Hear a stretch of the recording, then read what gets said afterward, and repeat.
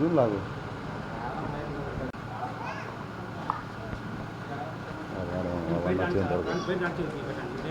అలా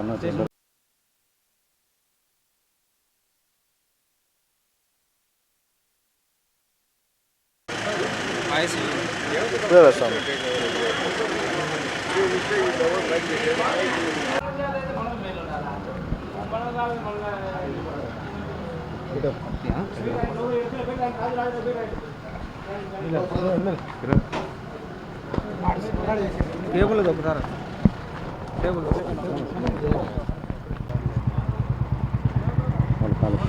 కాలు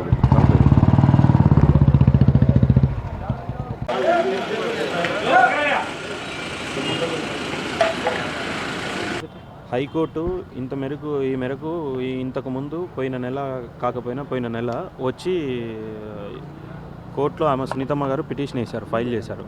సో దాని గురించి ఫైల్ చేసింటే దాంట్లో అర్జున్ రెడ్డి అనే వ్యక్తిని, కిరణ్ యాదవ్ అనే వ్యక్తిని మాత్రమే విచారించాలని చెప్పి కోర్టు స్టేట్మెంట్ ఇచ్చింది. కోర్టు ఆర్డర్ ఇచ్చింది, ఆర్డర్ పాస్ చేశారు. జడ్జి గారు గౌరవనీయులైన ఉన్నత స్థానంలో ఉన్న వ్యక్తి ఇచ్చారు. ఆ ప్రకారంగానే ఈ సెంట్రల్ బ్యూరో ఆఫ్ ఇన్వెస్టిగేషన్ సారులు ఆఫీసర్స్ వచ్చి ఎంక్వైరీ చేయడం జరిగింది. నా కాల్ హిస్టరీ అయితేనేమి, నన్ను అయితేనేమి ఇట్లా చేయడం జరిగింది. వాళ్ళు అడిగిన సర్టెన్ క్వశ్చన్స్కి నేను ఆన్సర్ చేయడం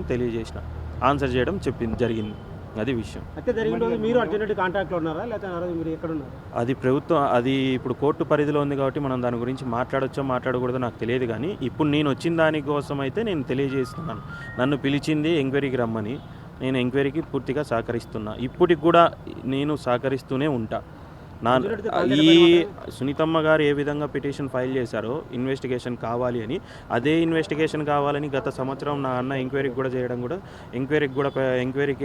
ఎంక్వైరీ కావాలని అడగడం కూడా నా అన్న ఒక్కటే అడిగాడు ఇంతమందిలో ఉన్నప్పుడు కూడా. ఇంకా మా మీద హత్యలు, మమ్మల్ని ఏదో చేయాలని కుట్ర పొందే వ్యక్తులకు ఒకటే చెప్పాలనుకుంటున్నా, ఏదైనా ఉంటే న్యాయస్థానం ముందుకు వచ్చి తెలియజేయండి. మేము ఏ విధంగా ఎవరిని ఇబ్బంది పెట్టదలుచుకోలేదు. నేను ఏదైనా ఒక మాట ఇంకో మాట మాట్లాడితే మాత్రం నన్ను ఇంకోలాగా అంటారు. సో దయచేసి మీకు ఇది మాత్రం నేను తెలియజేయాలనుకుంటున్నా. మా మీద హత్య చేయాలనేది ఎవరికైనా ఉద్దేశం ఉంటే మానుకోండి.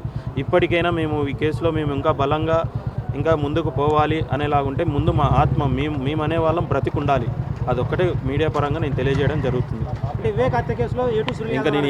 ఇంకా నేను ఏమీ మాట్లాడలేని పరిస్థితుల్లో నేనున్నా. అది విషయం.